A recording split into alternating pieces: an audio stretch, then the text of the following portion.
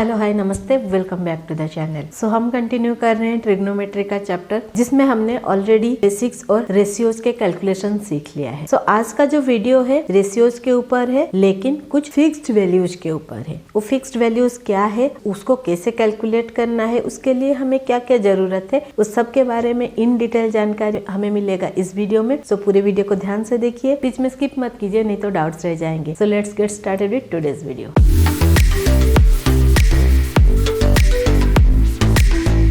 So start करते हैं आज का ऑब्जेक्टिव। जैसा कि मैंने बोला, हम कुछ फिक्स्ड वैल्यूज के ऊपर डिस्कशन करने वाले हैं। तो वैल्यूज क्या क्या होता है। सो अगर मैं कोई राइट एंगल ट्रायंगल लेती हूँ, for example if this is my right angle triangle, ABC is my right angle triangle where B is 90 degree. अगर मेरा B 90 डिग्री है, देन ये जो C और A है वो डेफिनेटली एक्यूट एंगल्स होंगे, लेस देन 90 होंगे, क्योंकि ये दोनों मिलके 90 डिग्री बनेंगे। अगर दोनों मिलके 90 डिग्री बन रहे हैं, देन डेफिनेटली एक्यूट एंगल्स है। ये जो एक्यूट एंगल से अगर मैं इनके वैल्यूज फिक्स कर देती हूँ, लाइक 60 डिग्री 30 डिग्री कोई एक वैल्यू फिक्स कर देती हूँ, तो जो रेशियोज बनते हैं हमारे साइन कॉस टैन या कोई भी रेशियो बनता है, उसके भी वैल्यूज फिक्स हो जाते हैं, वो वैल्यूज चेंज नहीं होता। वैसे ही कुछ मेजरमेंट्स के बारे में, कुछ एंगल्स के बारे में डिस्कस करेंगे हम आज के वीडियो में। सो देखते हैं क्या क्या एंगल्स है वो। सो वो एंगल्स है 0 degree, 30 degree, 45 degree, 60 degree and 90 degree.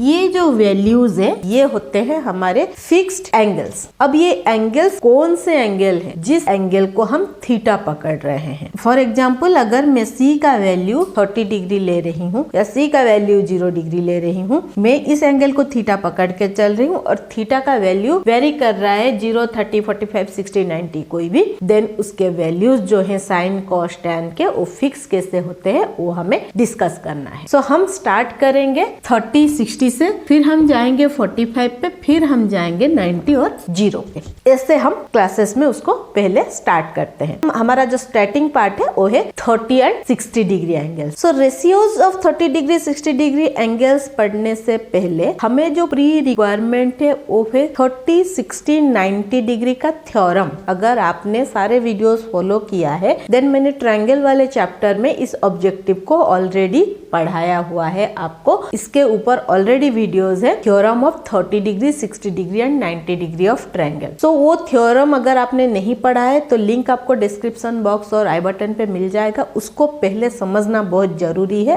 अगर ये रेशियोज हमें कैलकुलेशन इजीली करना है। वो बेसिक है इस रेशियोज को कैलकुलेट करने के लिए। सो वो वीडियो पहले आप देख लीजिए, उसके बाद यहाँ कंटिन्यू कीजिए तो आपको डेफिनेटली एकदम क्लियर हो जाएगा। सो जो थ्योरम है 30, 60, 90 का, एज पर that theorem the side opposite to 30 degree, मतलब अगर ये मेरा ट्रायंगल है A, B एंड C, जिसमें B इज 90 डिग्री, C को मैंने लिया 30 degree. If the value of theta is 30 degree, the side opposite to 30 degree. So यहाँ पे फॉर दिस पर्टिकुलर ट्रायंगल जो साइड होगा opposite to 30 degree, that will be side AB। So side opposite to 30 degree is 1/2 of hypotenuse. So this is our theorem of 30 degree. अगर एक right angle triangle में acute angle का measurement 30 degree है, then the side opposite to that 30 degree will be half of hypotenuse. मतलब अगर मैं इस triangle को लेती हूँ, then side opposite to 30 degree will be AB, then AB is equal to half of hypotenuse, means 1/2 multiplied hypotenuse इस triangle के लिए AC है। सो ये हुआ हमारा theorem of 30 degree. Theorem of 60 degree क्या है, अगर ये एंगल 30 डिग्री है, देन डेफिनेटली ये एंगल 60 डिग्री होगा। क्यों? क्योंकि हमने पढ़ा है 90 माइनस थीटा करना है हमें। सो 90 माइनस थीटा का value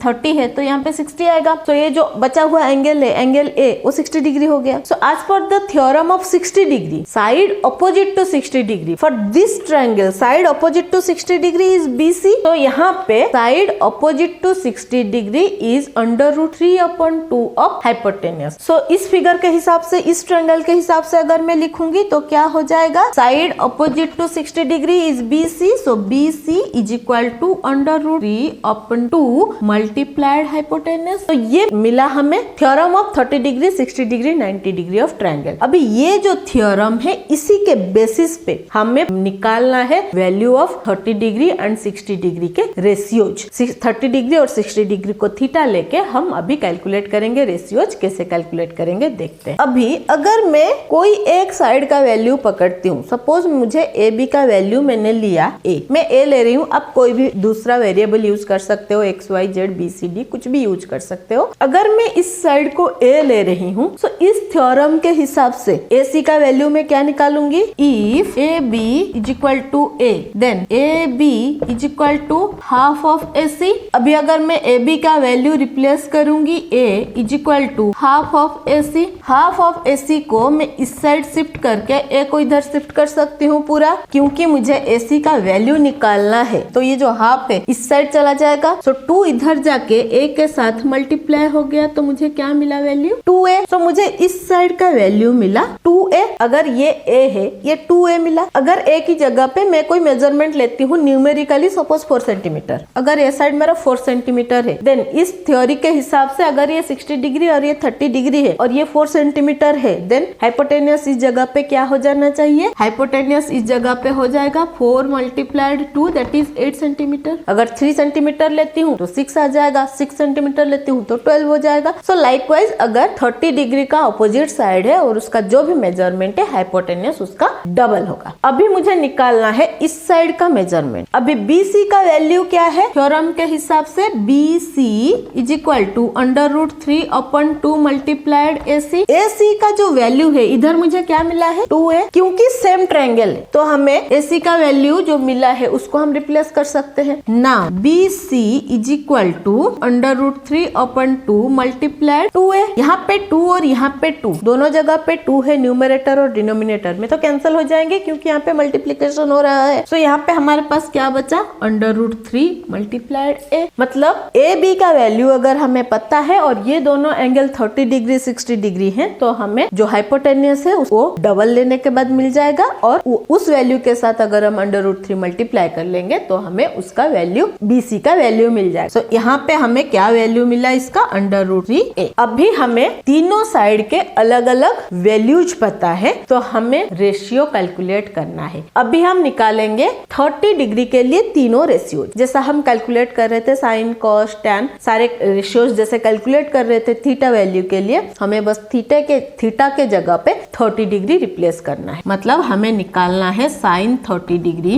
cos 30 degree and tan 30 degree. ये तीन अगर हम निकाल लेंगे तो बाकी तीन हम कैलकुलेट कर सकते हैं, उसका रेसिप्रोकेट लेके या रिवर्स लेके 1 के साथ डिवाइड कर। सो हम कैलकुलेट करते हैं 30 डिग्री के लिए साइन का वैल्यू, मतलब साइन 30 डिग्री। तो इस एंगल को अगर मैं थीटा ले रही हूँ तो मेरा परपेंडिकुलर कहाँ आ जाएगा, opposite side. This will be perpendicular, this will be base, this will be hypotenuse. So sine 30 के लिए परपेंडिकुलर अपन हाइपोटेनस करेंगे हम। यहाँ पे परपेंडिकुलर क्या है, AB upon AC, AB upon AC। AB का वैल्यू क्या निकाला है हमने, A, AC का वैल्यू 2A। यहाँ पे A और यहाँ पे A दोनों जगह पे सेम नंबर से कैंसिल हो जाएंगे, तो यहाँ पे जो वैल्यू आएगा दैट विल बी 1/2। यहाँ से A कैंसिल हो गया है तो 1 बचा है, यहाँ से A कैंसिल हो गया है तो 2 बचा है, तो हमारे पास क्या बचा 1/2। तो साइन 30 का value is 1/2 at any cost for any 90 degree triangle. कोई भी राइट एंगल ट्रायंगल है जहाँ पे 30 डिग्री का मेजरमेंट है तो साइन 30 डिग्री विल बी 1/2। ये वैल्यू फिक्स है, इस वैल्यू को हम चेंज नहीं कर सकते। सो आई होप यहाँ तक आपको क्लियर हुआ कि ये जो वैल्यू है वो कैसे निकला। अभी अगर यहाँ पे मैं न्यूमेरिकली जैसे मैंने बोला 5 सेंटीमीटर ले रही हूँ वैल्यू ऑफ AB और वैल्यू ऑफ A, सो यहाँ पे क्या हो जाएगा, रिप्लेस करूंगी तो 5 डिवाइडेड बाई 2 मल्टीप्लाइड 5 आ जाएगा, क्योंकि इसका मेजरमेंट 2 मल्टीप्लाइड 5 हो जाएगा। सो यहाँ पे अगेन 5 कैंसिल हो गया तो 1/2 आ जाएगा। सेम इस जगह पे वैल्यूज चेंज होते रहेंगे तो ये कैंसिल होता रहेगा। कोई भी वैल्यू ले लो, ऊपर नीचे दोनों जगह पे सेम वैल्यू आएगा, कैंसिल होता रहेगा, तो हमारे पास 1/2 ही बचेगा। सो 1/2 साइन 30 का value is always fix. Now coming to cos theta. cos theta का रेशियो हम कैसे निकालते निकालते हैं base upon hypotenuse that is BC upon AC। यहाँ पे BC का वैल्यू क्या है √3a और इसका वैल्यू है 2a। नाउ ये दोनों अगेन कैंसिल हो गए, हमारे पास बचा क्या वैल्यू √3 अपन 2। सो हमें क्या मिला यहाँ पे cos 30 का value √3 upon 2। This is also fix, जैसे इसका वैल्यू फिक्स है इसका भी वैल्यू फिक्स है, इसको हम चेंज नहीं कर सकते। Coming to tan 30, so tan का वैल्यू क्या होगा perpendicular upon base, so that will be AB upon BC। AB का वैल्यू A, BC का value √3 multiplied A। Again A cancel हो जाएगा, सो यहाँ पे क्या बचा, यहाँ से A कैंसिल हो गया तो 1, नीचे बचा है √3, तो इसका वैल्यू क्या मिला 1 अपन √3, सो इसका भी वैल्यू फिक्स है। सो यहाँ तक हमने 30 डिग्री के वैल्यूज कैलकुलेट किया। कोसेक 30 में निकाल रही हूँ, 1 अपन साइन 30 करूंगी, so 1 upon sine 30 will be 1 divided by 1/2। तो ये क्या हो जाएगा रेसिप्रोकेट हो जाएगा, तो 2/1 दैट विल बी 2। सो आपको चाहिए तो आप सेक और कॉट का भी खुद कैलकुलेट कर सकते हो, बहुत इजी है, ऑलरेडी सारे प्रोसेस आपको पता है। Now coming to the 60 degree, so sine 60 cos 60 tan 60 हमें कैलकुलेट करना है। अगेन अगर इस एंगल को हम थीटा लेते हैं, ये परपेंडिकुलर ये बेस हो जाएगा और ये हाइपोटेनस रहेगा। सो साइन 60 का वैल्यू क्या होगा B upon H that is BC upon AC। BC का वैल्यू है √3a अपन 2a, सो ये दोनों कैंसिल हो जाएगा, सो हमें क्या मिला √3 अपन 2। cos 60 का वैल्यू क्या होगा base upon hypotenuse that is AB upon AC that is A upon 2a cancel 1 upon 2। tan 60 का value perpendicular upon base that is BC upon AB √3a divided by a cancel होके value मिला √3। सो हमने 60 degree का भी calculate कर लिया। ये अगर आपको समझ में आ गया है तो ये तो समझ में आ ही गया होगा कि कैलकुलेशन कैसा हुआ। अभी इसमें रिलेशन क्या बिल्ड होता है, थीटा और 90 माइनस थीटा वाला, जो मैंने बोला था कि sine theta is equal to cos 90 minus theta. So sine theta का वैल्यू अगर 30 है, cos 90 माइनस थीटा क्या हो जाएगा cos 60। अगर साइन 30 है, थीटा का वैल्यू हमने 30 लिया है, तो cos 90 माइनस थीटा क्या हो जाएगा 90 माइनस 30, सो ये आ जाएगा 60 डिग्री। सो ये हो जाएगा cos 60 डिग्री, सो साइन 30 और cos 60 दोनों इक्वल हो जाएंगे। सो आई होप यहाँ तक आपको क्लियर हो गया है। सो ये जो साइन 30 का वैल्यू है और cos 60 का वैल्यू है वो इक्वल हो जाएगा। cos 30 और साइन 60 का वैल्यू इक्वल होगा और अगेन ये दोनों एक दूसरे का रेसिप्रोकेट होंगे, या फिर ये दोनों को मल्टीप्लाई करोगे tan 30 और tan 60 को, तो आपको 1 वैल्यू मिलेगा। सो आई होप यहाँ तक आपको क्लियर हो गया कि 30 और 60 डिग्री के वैल्यूज क्या है। So now coming to ratios of 45 degree. So same जैसा 30 60 हमने किया था, अगर एक एंगल 30 है तो दूसरा एंगल 60 निकल रहा था 90 माइनस थीटा करके, वैसे अगर एक एंगल 45 है तो दूसरा एंगल क्या निकलेगा हमारा 45 निकलेगा। 90 माइनस 45 विल गिव अस 45। सो ये जो बचा हुआ एंगल है ये भी 45 होगा, मतलब एक राइट एंगल ट्रायंगल का एक एक्यूट एंगल अगर 45 है तो दूसरा जो एक्यूट एंगल है वो डेफिनेटली 45 ही होगा। सो यहाँ पे हमें दोनों एंगल मिला 45 मींस दोनों एंगल सेम मिले। एक थ्योरम हमने ऑलरेडी ट्रायंगल वाले चैप्टर में पढ़ा हुआ है, अगर दो एंगल्स किसी ट्रायंगल के इक्वल होते हैं, कॉन्ग्रुएंट होते हैं, देन उसके जो अपोजिट साइड्स होते हैं वो भी कॉन्ग्रुएंट होते हैं। ये एंगल 45 है, ये एंगल 45 है, ये दोनों एंगल सेम है, तो इसका अपोजिट साइड ये और इसका अपोजिट साइड ये, तो ये दोनों साइड इक्वल होंगे या कॉन्ग्रुएंट होंगे। सो ये जो ट्रायंगल है, अगर मैं एक साइड को कोई भी वैल्यू लूंगी तो दूसरा साइड का वैल्यू भी सेम होगा, मतलब परपेंडिकुलर और बेस दोनों इक्वल होगा इस राइट एंगल ट्रायंगल के लिए। अगर मैं इसका वैल्यू a लेती हूँ देन इसका वैल्यू भी a ही होगा। अगर वो 5 सेंटीमीटर है ये भी 5 सेंटीमीटर होगा, ये 10 सेंटीमीटर है वो भी 10 सेंटीमीटर ही होगा, कोई चेंज नहीं होगा। तो आई होप यहाँ तक आपको क्लियर हो गया है। सो इस केस में हमें अप्लाई करना है पाइथागोरस थ्योरम। तो पाइथागोरस थ्योरम ऑलरेडी हमने सबने लोअर स्टैंडर्ड से पढ़ा हुआ है, बेस का स्क्वायर प्लस हाइट का square is equal to hypotenuse का स्क्वायर। इस एंगल में अगर मैं देखूं perpendicular square plus base square is equal to hypotenuse square, ये मिलेगा हमें AB square plus BC square is equal to AC square हो जाएगा। अगर AC स्क्वायर को मैं इस साइड शिफ्ट करती हूँ तो ये पूरा इस साइड शिफ्ट हो जाएगा, AB square plus BC square. अभी मुझे AC का वैल्यू यहाँ पे नहीं पता है, मैंने 2 का वैल्यू लिया है A और A। इसका वैल्यू हम कैसे निकालेंगे,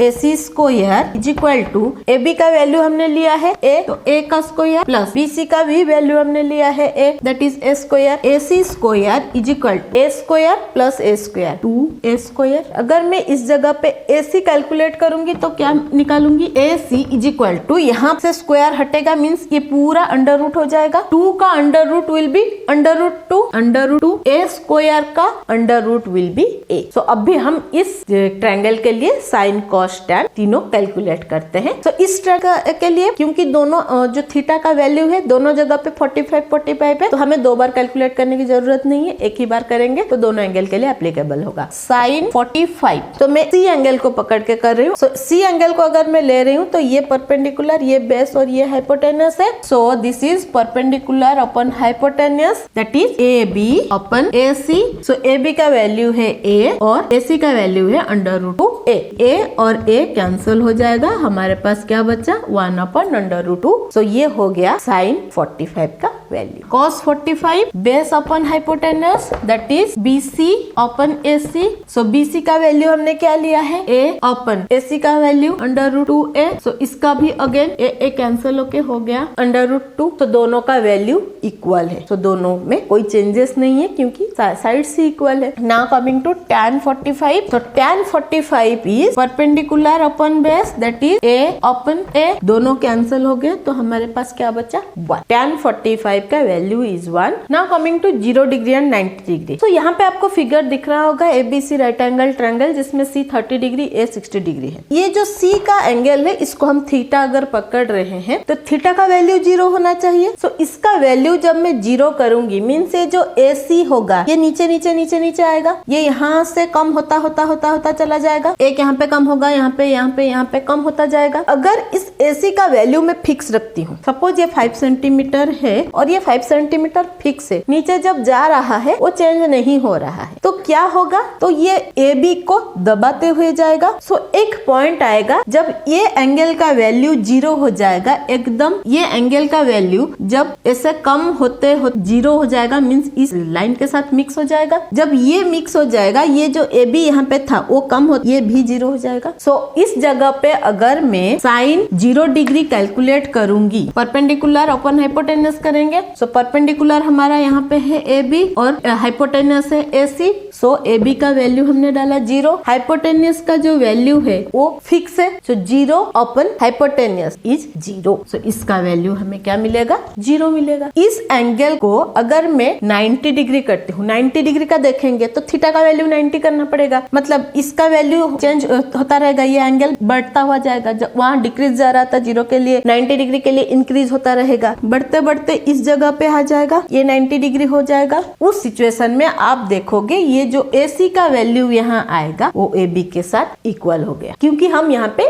AB का वैल्यू फिक्स रख रहे हैं, AC को चेंज कर रहे हैं। इस जगह पे आके AB is equal to AC हो जाएगा। सो इस सिचुएशन में जब मैं साइन 90 डिग्री कैलकुलेट करूंगी, परपेंडिकुलर अपन हाइपोटेनस करूंगी या AB अपन AC करूंगी, तो क्योंकि AB is equal to AC हो जाएगा, हमें वैल्यू क्या मिलेगा 1 मिलेगा। हमें क्या पता है cos theta is equal to sine 90 minus theta. यहाँ पे थीटा का वैल्यू क्या है, हम 0 निकाल रहे हैं। सो साइन 90 माइनस थीटा का वैल्यू यहाँ पे भी 0 हो गया। अभी sine 90 minus 0 give us 90 is equal to 90 degree. So cos 0 का वैल्यू साइन 90 का वैल्यू सेम होगा, that will be 1। Sine 90 is equal to cos 0। Same अगर इस थीटा के जगह पे मैं थीटा का वैल्यू 90 कर रही हूँ, देन यहाँ पे क्या हो जाएगा साइन 90 माइनस थीटा का वैल्यू 90 रिप्लेस किया मैंने, यहाँ पे 90 माइनस 90 मुझे क्या मिलेगा 0। साइन 0 का वैल्यू क्या मिला है मुझे 0। सो cos 90 और साइन 0 का वैल्यू इक्वल है। सो ऑलरेडी हमने पढ़ा है tan theta is equal to sine theta upon